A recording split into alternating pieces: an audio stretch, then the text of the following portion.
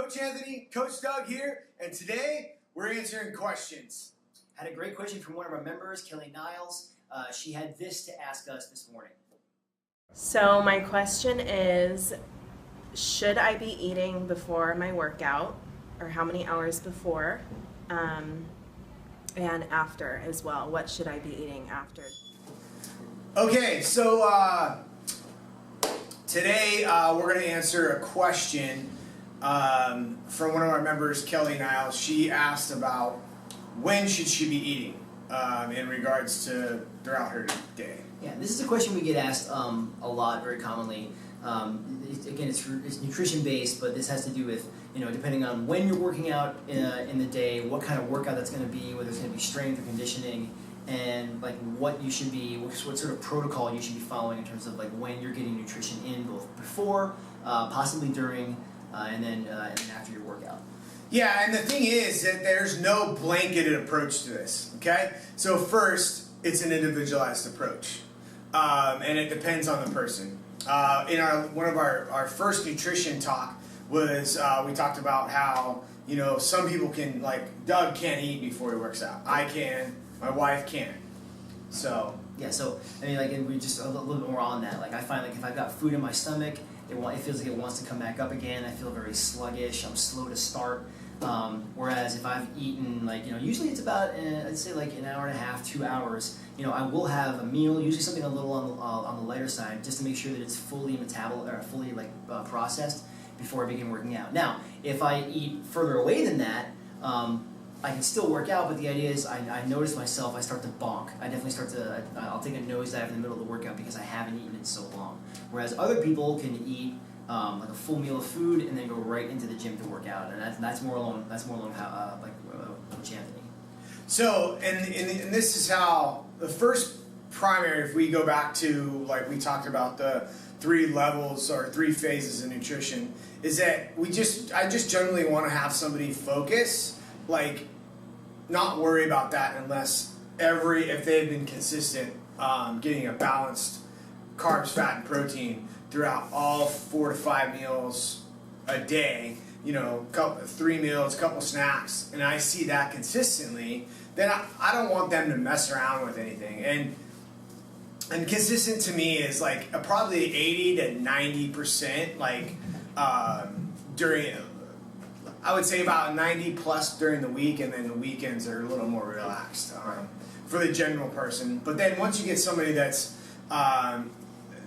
once I show that, then we start talking about, getting enough, right, throughout the day, right? And down here at this lower level, it's more the food quality and getting enough protein, stuff like that. Sure. Then that middle level is, getting balanced throughout the day. And then the higher level would be, all right, now, if you're going to work out in the PM, you're going to do X. If you're going to work out in the morning, you're going to do X. So, for instance, in a general sense, then, if you're going to work out in the PM, you're going to have lighter carbs throughout the most of your morning. Yep. And then, about an hour to 3 hours before, then you can start introducing carbohydrates into your meals. Knowing that you're gonna burn those quickly and efficiently, as a result of a workout, especially like the type of workout that we do here. Yeah, and if you have a higher workload, like if you're going to be weight training, and then you're going to get into more conditioning throughout the day, and your session's like an hour and a half to 2 hours versus just 45 minutes to an hour, your overall, obviously, caloric intake and carb intake is going to be different. Yeah. So we get a little bit into sort of what types of foods we recommend, like prior to a workout, and then what types of foods we recommend after a workout. I'll for example, I know depending on what type of workout it's going to be, I want to get some form of it's almost like I'll go. If I'm going to have protein before a workout, sometimes I'll even do like a protein shake. But then what I'll do is I'll add in maybe like a piece of fruit. But then I always like to go not heavy, but I like to introduce some kinds of fats. So like a great example of that is a couple of tablespoons or a tablespoon or 2 of almond butter, and maybe a couple of maybe like a small apple. like before a workout. Maybe I'll add a protein shake depending on like what my intake has been up to that day. But that's a standard thing for me. Like a piece of fruit, some fat like avocado or like some almond butter, and I'm good for the workout. And then of course afterwards, that's when I go and I sit down to like steak, rice, some steamed veggies and stuff like that. Yeah, and then the other aspect is like, you have to look at someone's goals, what they're looking to do, Right. if, that's why it's completely individualized, right? We have general parameters, but once we fit the person in those general parameters, that's where the tweaking needs to come in. So like, if someone's trying to drop body fat and they're a little higher in body fat, then we'd probably not have like too much carbs in that post window. Right. But if the leaner someone gets, the more that they're going to need that fuel and that replenishment and things like that. So, what about what do you do before your weight training? Before weight training, on days where I'm weight training, I like to actually get up and have a solid breakfast.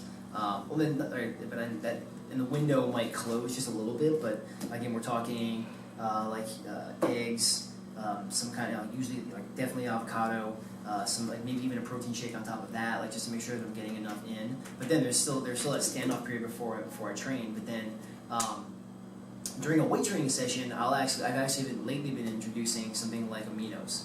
During the workout, just to make sure like I've got like something kind of to work off of. Just knowing that a weight training workout is going to be a little bit longer than a conditioning workout, so you're kind of you need to have that kind of slow, steady burn.